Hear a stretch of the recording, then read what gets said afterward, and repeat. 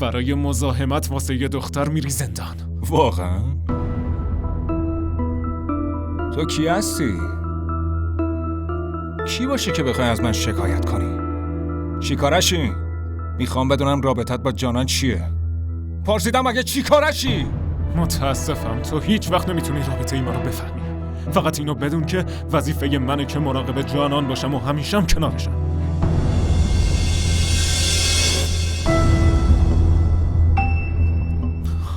اول مراقب خودت باش. میخوای با یه گوله راحتت کنم؟ منو بی خود نترسون. آدم کشیدن ماشه نیستی. فقط کافیه تو رو بکشم تا به جانان برسم. وقتی تو بمیری دیگه مانعی بین ما وجود نداره.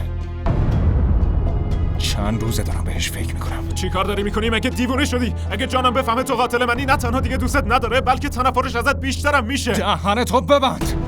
اگه تو مزاحم بین ما نباشی دیگه همه